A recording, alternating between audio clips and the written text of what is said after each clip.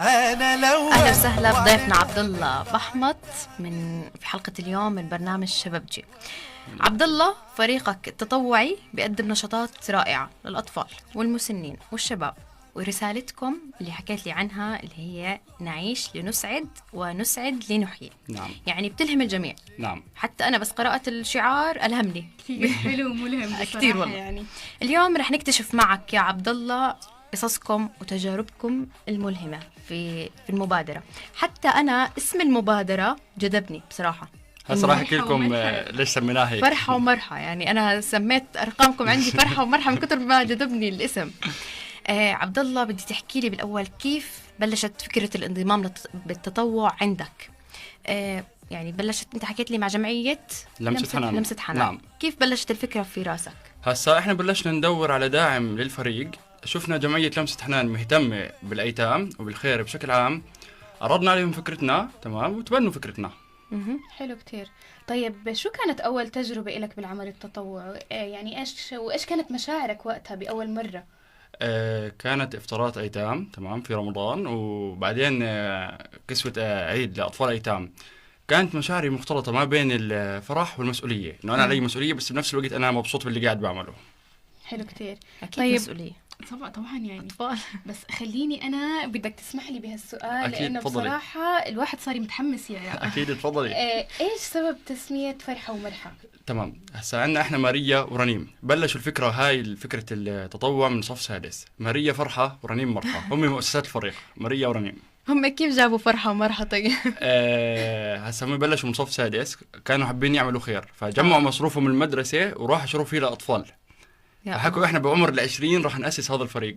ضلوا حاملين هاي الفكرة لحد عمر 20، وبس صاروا 20 عملنا الفريق احنا. يعني شوفي من وين الإنسانية من صف سادس. بالضبط. بعدين شوفي الإصرار على الاستمرار وعلى تحقيق أفكارهم. جد والله يعني ما شاء كتير الله. حلو.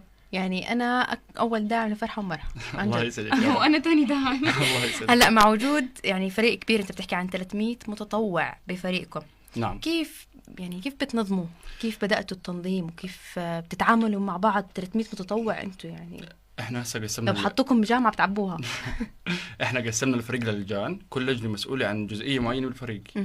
يعني ومن افضل لجان عندنا بصدقان لجنة الميديا، هم مسكين السوشيال ميديا يعني بصراحة. دائما الميديا مميزين. انا حابب اشكرهم صراحة من منبري من هون. دائما الميديا مميزين، صح ولا لا؟ اكيد. طيب ايش اهم النشاطات اللي انتم قدمتوها للاطفال للمسنين؟ هسه من اهم النشاطات اللي قمنا فيها للاطفال الايتام هو نشاط تعاوني مع جمعية لمسة حنان. قمنا بكسوة الشتاء ل 150 طفل يتيم بدعم السيد ماهر القناص. ما شاء الله. وصدقا هسه احنا بالنسبة لنا كل نشاط للمسنين هو بالنسبة لنا كثير مهم صدقا يعني. حلو كتير. طيب في كمان عرفنا انك بتشارك بنشاطات بيئية او بتعملوا نشاطات بيئية، احكي لنا نعم. شوي عن النشاطات اللي عملتوها. احنا عملنا حملات نظافة شملت حدائق غمدان وساحات ابو درويش على عدة مرات، ويعني تنفيذا لوصية الرسول صلى الله عليه وسلم راح نعمل حملة زراعة اشجار في عمان قريبا ان شاء الله. يا ريت والله. ان شاء الله. يا ريت تزيدوا لنا عدد الاشجار وهيك عشان يخف التلوث، يعني أكيد اقل ما فيها يخف التلوث. طيب شو اكثر نشاط هيك حسيته لامسك، يعني لامس شعورك؟ أيوة. أو إنه صدقا أكثر نشاط لمسني لما أنا كعبد الله هو نشاط المسنين، لأنه شفت تغيير نفسية المسنين. إحنا بنروح لهم بشكل مستمر فعرفونا حفظونا، أنت فاهم كيف؟ وشفنا التغيير بأثرهم، يعني نفسيتهم تغيرت، صاروا يشوفونا من بعيد بيضحكوا. فهذا إشي بصراحة لمسني أنا كعبد الله.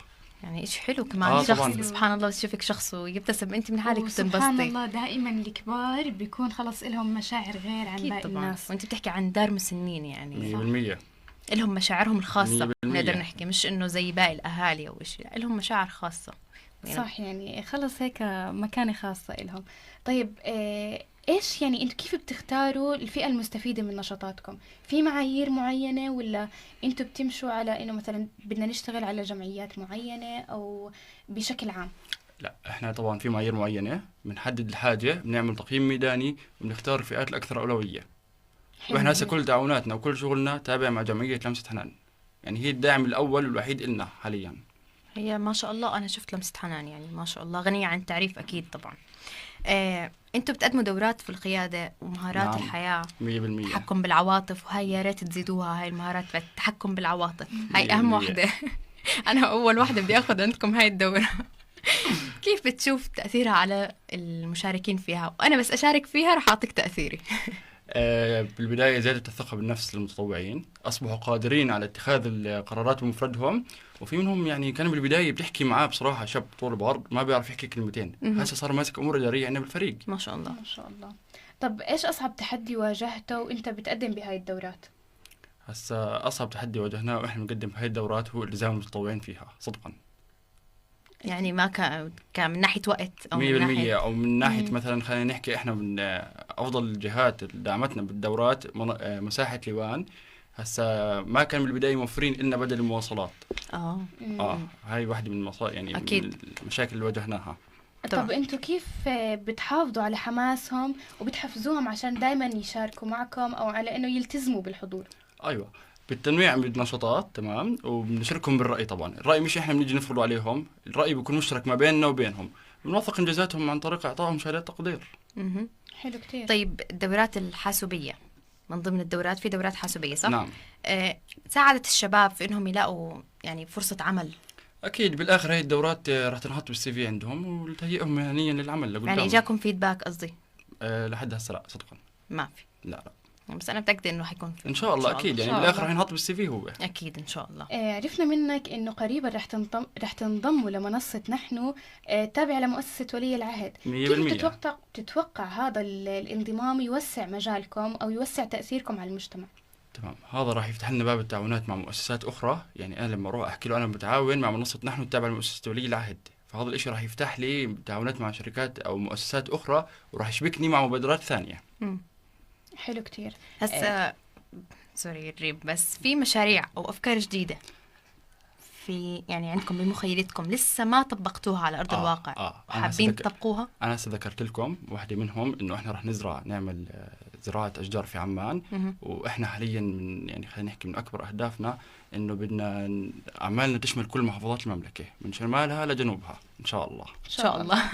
مكملين معاكم متابعينا ومكملين مع ضيفنا عبد الله، فاصل وراجعين.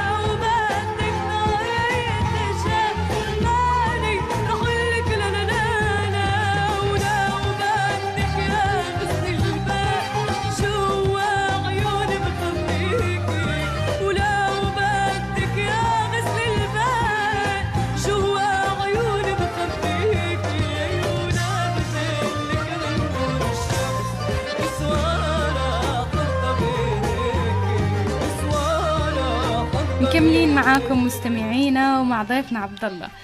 عبد الله، بدنا تحكي لنا ايش في موقف طريف او غير متوقع صار معك اثناء اي نشاط من نشاطاتكم؟ مره كنا بنشاطات اطفال ايتام، ودخلت شخصيه غوريلا كانت هي نفخه كثير كبيره، فالاطفال كلهم كانوا يركضوا عندي عشان انا احميهم. بصراحه انا نفسي كنت خايف منها شخصيه كثير كبيره. قد ايه حلو انه الاطفال يهتموا فيك، بس احيانا الواحد بيكون هو خايف. نفسه كان خايف يعني. هم جيتك يا عبد المعين تدعين تاخذك مين يعينك يعني هو. هسا بنهايه اللقاء عبد الله، سؤالي لك، اذا بدك تلهم فئه الشباب للانضمام للتطوع، شو الرساله اللي بتحب توجه لهم اياها يعني بحيث انك تشجعهم على التطوع؟ انا رسالتي للشباب، وجهوا طاقاتكم، عيشوا، اعملوا خير، وكونوا عارفين انه المركب اللي فيه خير بعمره ما بيغرق. وأنا من منبري من هون إحنا بفرحة ومرحة بنحب نشكر الهيئة الإدارية في جمعية لمسة حنان، المهندس جهاد حجازي والسيد خالد عواد والست منى عقل، وبنشكر الداعمين يلي من أبرزهم ماهر القناص على دعمهم، يلي بسببهم بفضل دعمهم إحنا كل نشاطاتنا مجانية 100%. وشاكر لكم الاستضافة الجميلة هاي. العفو، شكرا لك لتواجدك معنا عبد الله. العفو. وشكرا على حضورك وعلى مشاركة قصص فريقك شكراً. الملهمة معنا. شكرا كثير.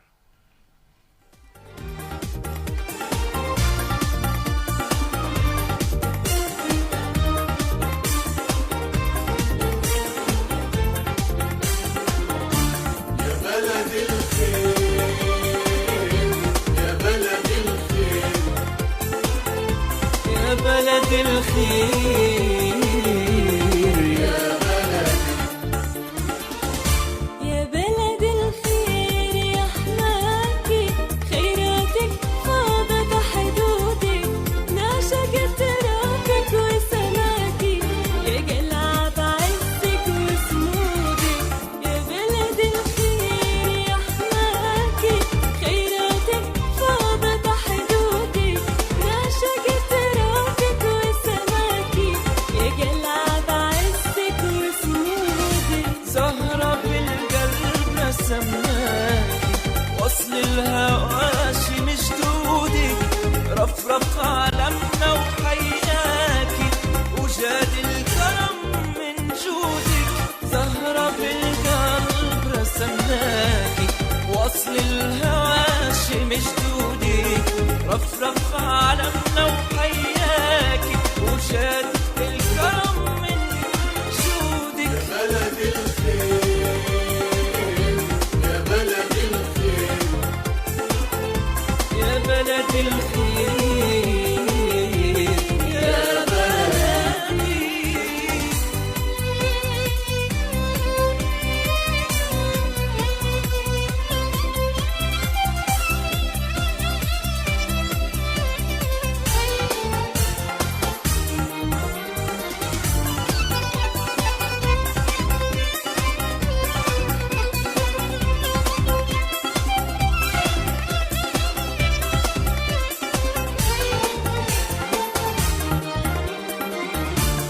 يا بلد الخير يا بلد الخير يا بلد الخير يا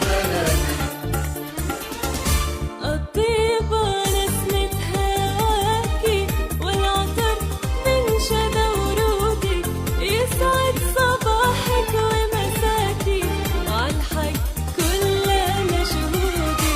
الطيبة نسمة هواكي، والعطر من شذا ورودك، يسعد صباحك ومساكي، عالحق كلنا شهودك. ليت الهنا ما ينساكي، يبقى الأمان يسودك، مشيت قدمنا على خطاكي، وأبد ما نخون عهودك. ليت الهنا ما ينساكي، ويبقى الأمان يسودك، مشيت قدمنا على خطاكي، وأبد ما نخون عهودك. بلد الخير يا بلد الخير للشباب اللي بتابعونا، تذكروا دايما انه كل ابتسامة وكل لحظة مساعدة بتصنع فرق كبير.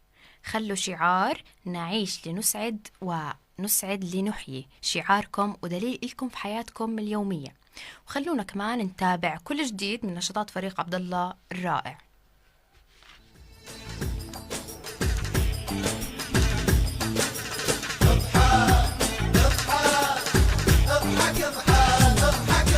اضحك وشوفنا اسنانك، صف اللولو ليش مخبى؟ اللي يملك سحرك ودلالك، وين من الحساد الهربان؟ اضحك وشوفنا اسنانك، صف اللولو ليش مخبى؟ اللي يملك سحرك ودلالك، وين من الحساد الهربان؟ اضحك اضحك اضحك اضحك اضحك اضحك.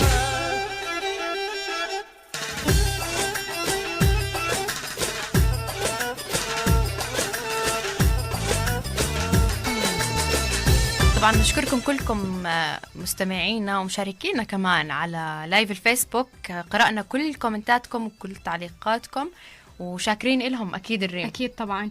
وهنا مستمعينا بنكون وصلنا لنهاية حلقتنا لليوم. بنحب نشكر فريق العمل من الهندسة الإذاعية والإخراج عصفور، ومن السوشيال ميديا عون المجالي. ولا تنسوا تتابعونا كل أحد الساعة 2 على إذاعة لقاء FM 106.5. كنت معكم أنا الريم الحناطي وتولين سرطاوي. إلى اللقاء. إلى اللقاء. طالع نازل قلبي